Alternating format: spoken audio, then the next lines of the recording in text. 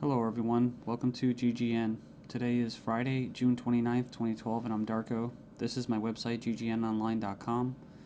There's a poll up there, you can check on it and vote how long until a drone kills the first American on American soil. So far, the majority are saying within the next year, followed by the next 2 years. You can follow GGN with your email address, also on YouTube, ddarko2012 and ddarko2013. And if you'd like to help, you can donate right there. So, and there's also a little news archive there. So, I'm ready to go here, and we're going to cover the economy. And the biggest news, of course, is Obamacare approved.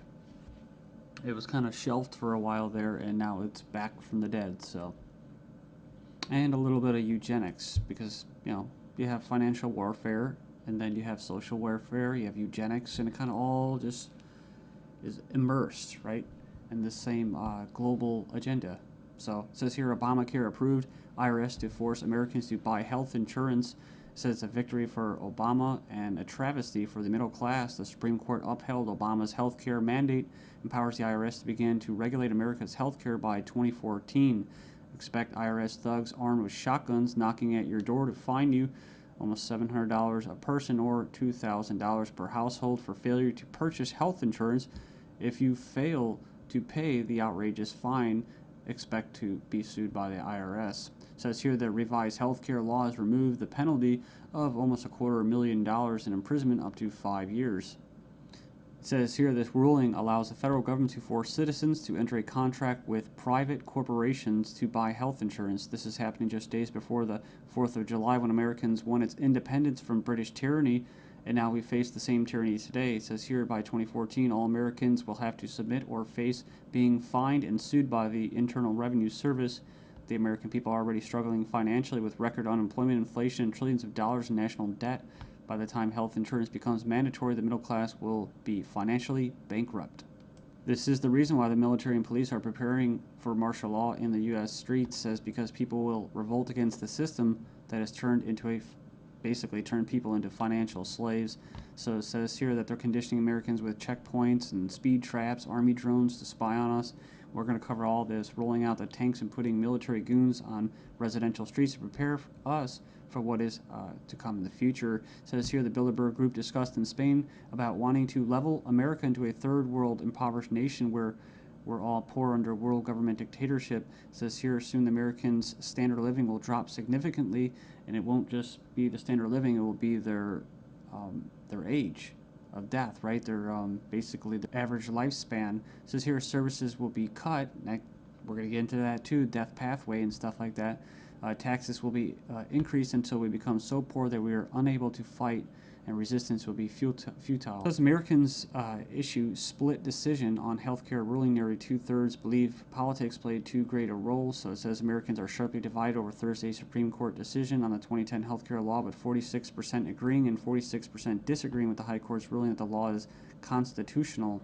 Then you have from the Daily Bail, Obamacare complicated. Check out the flow chart. And yeah, there's our buddy, the IRS, right there. But it's just a god-awful mess. And you have Secretary of Health and Human Services in the middle. All these different vested interests, all these different bureaucracies. And the biggest invested interest that helped write the bill was the insurance companies. And they're the ones that are going to basically, how could you say, not profit. Well, they will profit, but they're going to get the best advantage from this, right? And if you would like an anarchist perspective on the whole Obamacare thing, I think Stefan Molyneux did a pretty good analysis of this. I think he held back a lot. I think he's gone over it and made his point so many times, his argument, that he was actually kind of just laid back about it. So it's kind of nice. It's 18 minutes, not too long. The truth about Obamacare, yes, it's even worse than you think. And right here in the description, he puts in there the 6 facts that he presents in his argument. So fact 1, there is no law in the U.S. anymore. Basically what he's saying is that if they could just do anything, then there's no law, right? And it's tricky because, in quote, in a stateless society, there would be what? No law. Well, there would still be common law. See, this isn't common law. This is political law. That's why you have pigs, political law enforcement, and the like that are going to be enforcing this, federal agents and that. So in other words, what he's saying is that you might as well just have no government, because right here you have a dictatorship with, quote, laws, right? They have laws that basically write in a dictatorship. So we have here Obamacare is an admission that all previous government health care programs have failed. So, and this is true. I remember the recording, about Nixon and stuff like that, getting people on Medicaid. It doesn't really matter whether it's good or not. And in fact, costs have already doubled from initial estimates, and that's usually how it works. As soon as this gets closer to fruition, oh yeah, some hidden costs. Sorry, guys. Fact 4, 70% plus of healthcare issues result from individual choice. So the thing about it, he's talking about smoking, drinking, eating basically a lot of bad food and stuff like that. You can actually help. But a lot of these people that are going to, quote, benefit from this are not going to be doing anything to help their own health, right? So it says here the inability to discriminate on pre-existing conditions is an essential driver of healthcare cost. So I think what he's saying there is it's not very free market. It says here that the fines for non-compliance are destined to rise enormously. We have 15 reasons why the Obamacare decision is a mind-blowing disaster for America. It was actually, it says here it was voted 5-4 decision to uphold the vote. And it says here, the bill, it says here the swing vote was Chief Justice John Roberts, who was appointed by George Bush, W. Bush. And not that you'd have any confidence in the judicial system as it stands, just based off past history and their track record. It says here, after the vote today, it is hard to have any faith in the U.S. Supreme Court. I guess they're saying because he was quote conservative. According to the Supreme Court, the federal government has the power to force you to buy private goods and services. And it goes on and says here that it's another step away from individual liberty, another step towards a nanny state. I hate that word. But it says here IRS is now going to be given the task of hunting down and penalizing Americans. And it says here, in fact, the Obama administration has given the IRS $500 million extra outside the normal appropriation process to help them enforce the provisions of Obamacare they're in charge of overseeing. It imposes more than 20 new taxes on the American people. And you can click the link there. If you click the title of this article, you can find it and check it out. So it says here, number 5, an attempt to control costs and promote efficiency. Obamacare limits the treatment options that doctors and patients can consider. In other words, the death pathway, right? The British system, this is likely to result in a decrease in life expectancy. That's what I was talking about in the United States in the beginning of this video. So yeah, it's going to send health insurance premiums soaring, especially for younger Americans. And, it's going to crush small businesses, as they say. And number 9, Obamacare is going to make the emerging doctor shortage in America a lot worse. So hundreds of thousands of doctors are leaving the medical profession because of this. It says here it's already forced the cancellation of dozens of doctor-owned hospitals. And it says here that the following is one example from the Alliance Defense Fund.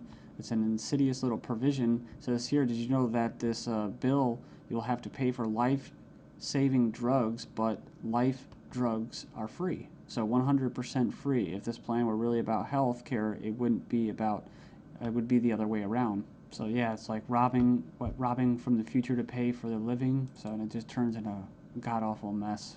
It's not even just politics, it's generational. 13 reasons why the revolution might start with Obamacare. Go in there and check that out. I'll just name a few and you can hopefully go in there and check it out. It says here that's a direct tax which is unconstitutional under Article 1, Section 9. And you can go in there and read that. It says here it violates states' rights since federal government does not have the constitutional authority to take over healthcare as stated in the 10th Amendment outlined in the Bill of Rights. This mandate is involuntary servitude or slavery to big banks and insurance industries, neither slavery nor involuntary servitude except as punishment for a crime whereof the party shall be duly convicted. Basically, the 13th Amendment. So yeah, that's the federal government's 4th of July Independence Day present to Americans. It's pretty crazy. I mean, you think the timing of this was just happenstance? I bet it isn't. Let's just show you. Just give you a big middle finger right in front of your face. Stagnating life expectancies in the United States. Poor U.S. citizens live 5 years less than the affluent, but they don't talk, what about the middle class, right? So despite modest gains in lifespan over the past century, the United States still trails many of the world countries when it comes to life expectancy. We remember this article, top doctors chilling claim the NHS kills off 130,000 elderly patients every year. It says here, a professor says doctors use death pathway to euthanasia of elderly.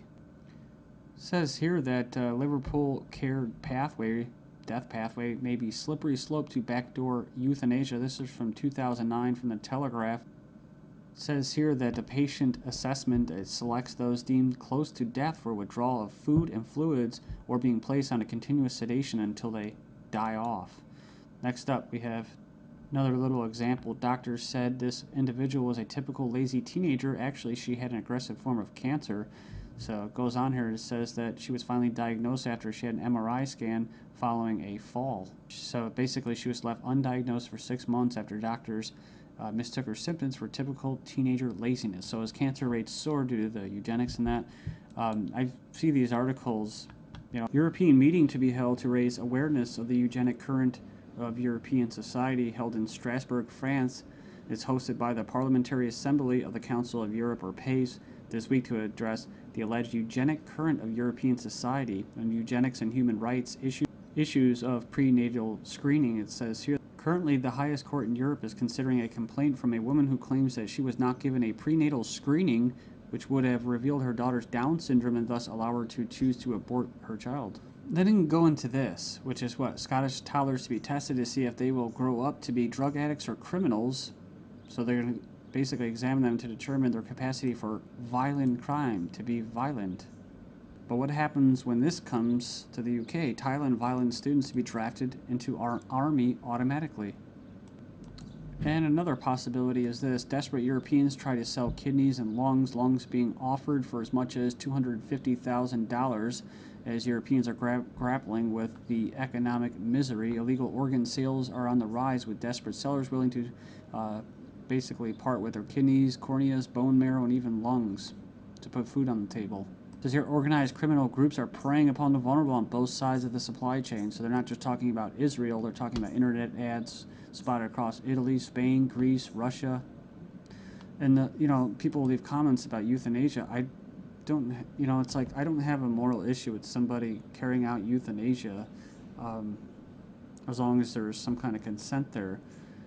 The only issue I have for it, or with it, and that's why I bring it up, is when it's in the government's hands, where we have a government legislating morality. They can't do that, like the death penalty. So I don't support the death penalty.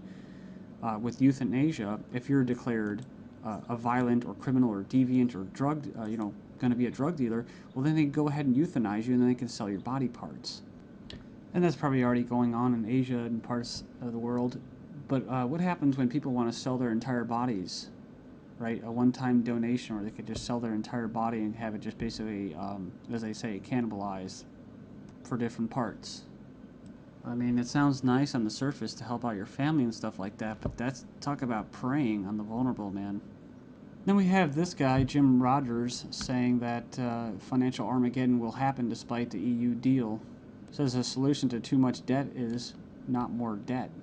2 suicides in 2 days. Greece sees social backlash of crisis. I guess basically they leapt to their death. One of them was a 70-year-old man who jumped from